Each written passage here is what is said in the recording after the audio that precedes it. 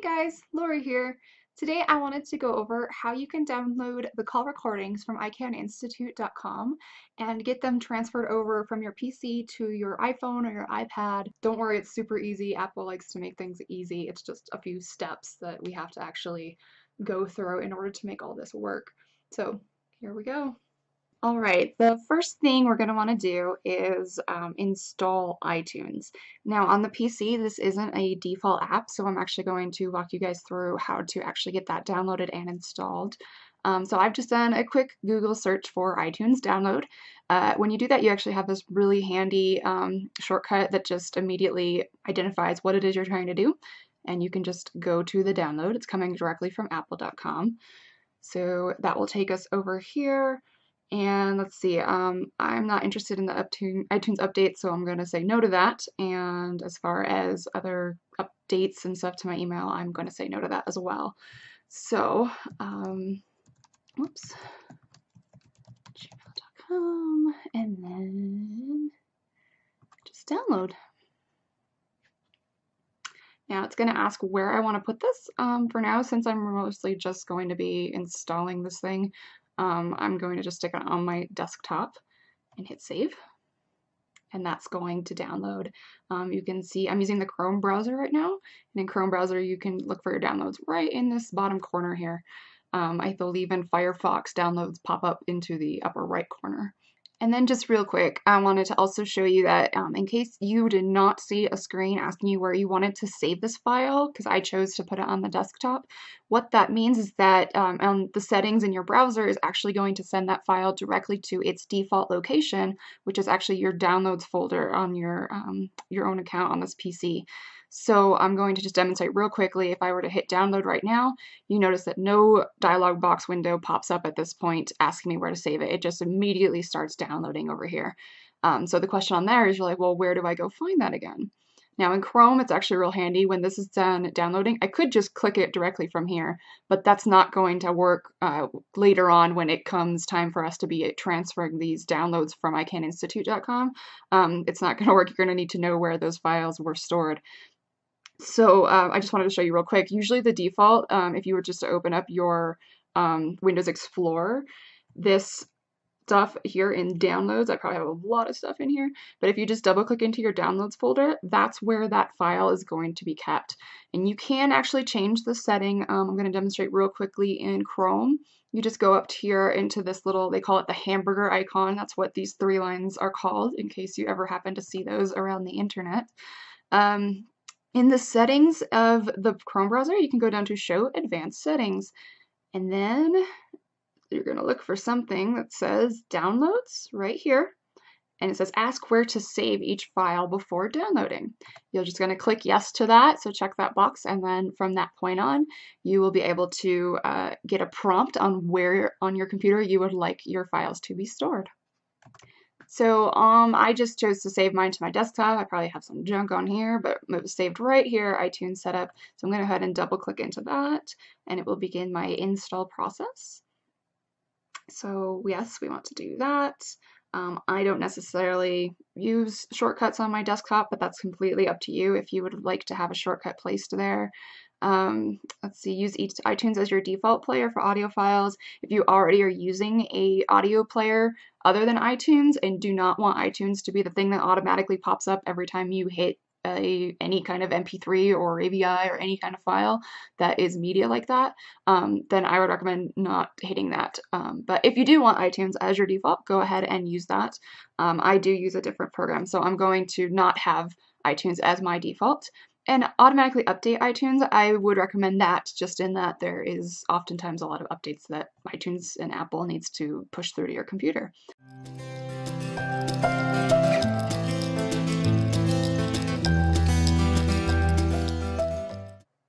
Alrighty, so now that we have iTunes installed, all I had to do was agree to the terms of use, and I just asked it to just go right to the iTunes store so that I can start getting in here and playing with it. But for now, I'm going to go ahead and leave this as is, and we're going to head over to iCanInstitute and grab some of the files that we might want to put into our Apple device. So right now, as I'm recording this, we're actually in week, I believe, 3, probably upcoming 4, for I Can Start, and I'm just going to use these as kind of an example. So let's see, week 3 was the last one, so I'm going to just go ahead and download that. In the same kind of situation as I mentioned before, that if you do not get a little prompt at this point as to where your stuff is being located, I do recommend checking out your browser settings and looking for the place that allows you to, basically it'll say something like, ask me where I want to save my files, that kind of thing.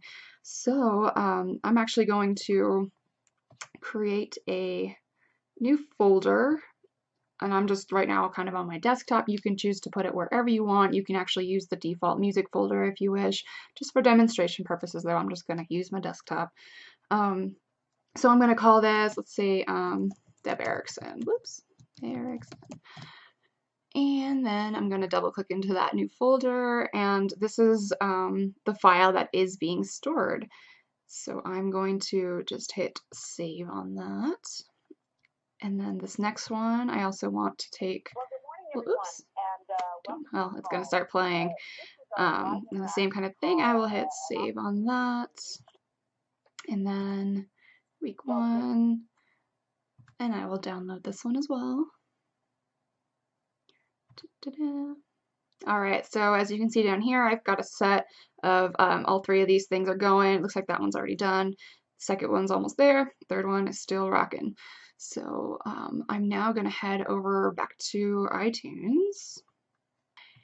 And in the most recent version of iTunes, the place that you're looking for is actually up in this very upper left-hand corner. I believe on some older versions of iTunes, the word file is still there, so this will be located under file. But you're looking for this thing that says add file to library. So as soon as I do that, this little prompt is going to come up, and this is why I said it's important for you to know where your files were being stored to, because we need to now navigate to that location. So I know that I put it on my desktop, so I will try to find the folder that I just made. I called it Deb Erickson, and it's these 3 right here. Now I'm going to show you what could be a new tip for you. Otherwise, for those of you who are familiar with PCs, you might already know this, but if you were to click something and hold down the shift key and click the farthest thing from it, all of the things in between it will also be selected automatically. So this will save you a lot of trouble from having to just do this one by one by one by one, especially if you have a really big collection that you wanted to add. You can just easily start up at the top, hit the shift key, hold it down, and hit the last thing on the list, and everything will be selected.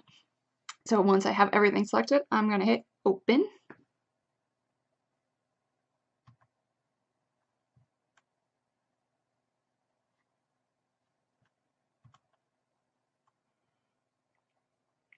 And it looks like everything, if I just navigate back over to the My Music area, looks like the stuff I just put in is there.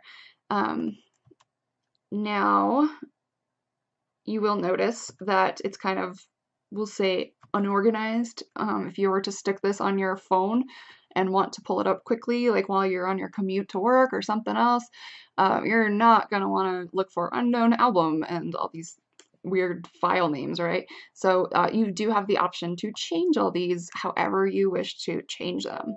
So to do that, you can, up here where it says unknown album, right click and hit get info. It's going to ask you, are you sure you want to edit information for multiple items? And it's asking that because I went right to the album rather than all those 3 individuals that were right below it. So yeah, I want to go ahead and edit this for everything. For artist, we can call it Deb Erickson. And for album, I don't know, let's call it The Class. So this one was I Can Start. And I think that's it. If you want to stick your year in there, you can, so you can help remember, when this occurred. You can add comments. You can add which genre it is. You can add artwork if you wanted to, right here with add artwork, upload some sort of little image for it. You can do all kinds of things to help customize the look and feel of your iTunes and your Apple Music app, as far as, looking for all these things. So here, I'm just going to go ahead and leave it as is. So now you can see that has kind of changed. Now it says I Can Start, and it says Deb Erickson as the artist. And as far as these ones go, same kind of thing. It's still just, original file name kind of things, you can also change this. So depending on how you want to organize it, if you want to do it by dates so that the earliest stuff comes first and then the most recent stuff comes at the end, that's completely up to you. If you want to give it just a number like 01, 02, 03, that kind of thing, and just keep tracks like that, also completely fine. This is your playground to experiment with. So for this one, I'm just gonna maybe take that easy way out, and this one was the first, so I'm gonna call it 01. Actually, let's not call it 01. I'm gonna call it I Can Start 01. And I know what this one was. It was called our orientation class, so I'm going to actually call it what it is, orientation. And the same thing here.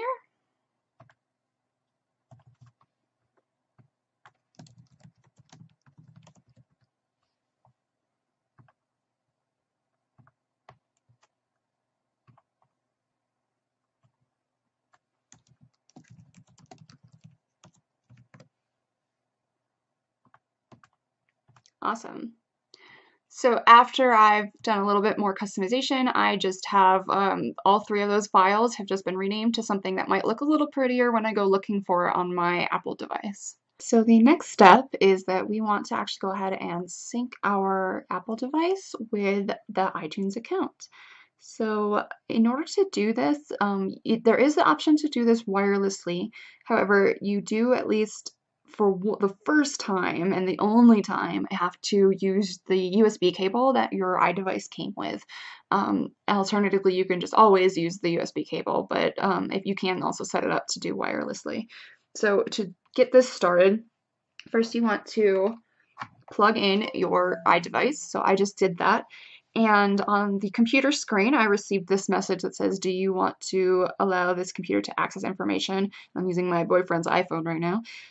So I'm going to hit continue on there. And then on the iDevice itself, I actually received a notification that's asking, should I trust this computer? And then you can choose whether to trust or don't trust the computer.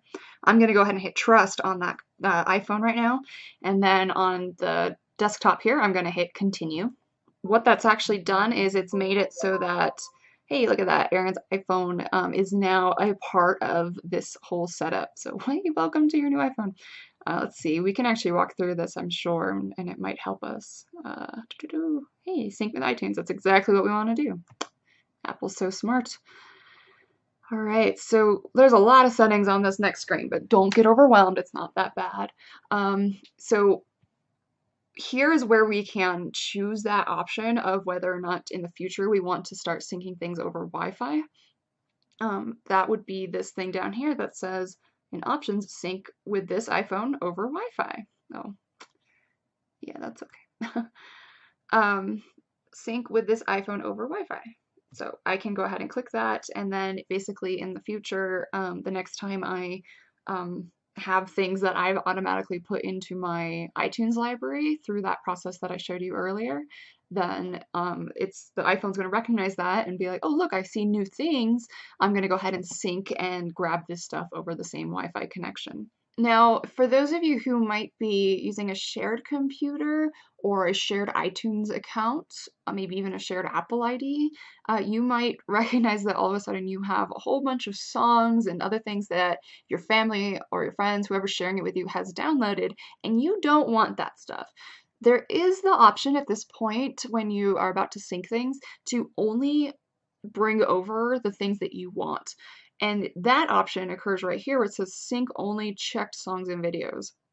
Now, if you were to check this, it is going to create a little bit more work for you in that you actually have to go through that long list that's on your iTunes account and only select the ones you want. So it's a little bit more time consuming, but you do get, in the end result, only your own files and not your son's files or your husband's files. Like you're not just gonna get all kinds of music that isn't yours. Unless you want their music, then yeah, go ahead and do all of it. But right now, since in my iTunes account, I only have these three, I'm actually just gonna say, yep, let's just sync the whole thing. And then when I'm done, I'm just gonna go ahead and hit apply down at the bottom here. All right, and then after we've gone over all the settings on this particular page, we want to come over here under the settings area and go over to our music settings, and we do want to select sync music. We do want to say remove and sync, and this is where that option of just selecting stuff or just doing the full library comes into play. So I'm just going to say sync my entire music library, and then down here, sync. And again, we'll see activity occurring up here at the top. And there we have it. If we come over here, over under this iPhone area, and it says on my device, you will now see that on your device are all three of the files that we just put on. And then over here, this is our main iTunes library. So it's still there in both places right now.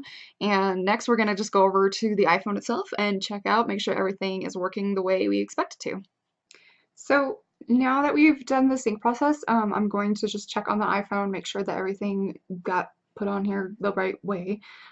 So what you're going to want to do is navigate to your music app, and it'll probably look a little blurry, sorry about that, but you'll see that the 1, 2, and 3 tracks that we just put on here are now on the iPhone. Well, good morning, everyone. Hey. So hopefully that will get you guys to a place where you can download all of the call recordings and you can listen to them freely on your iPhone or iPad, and you don't have to use your mobile data connection. Thanks for watching.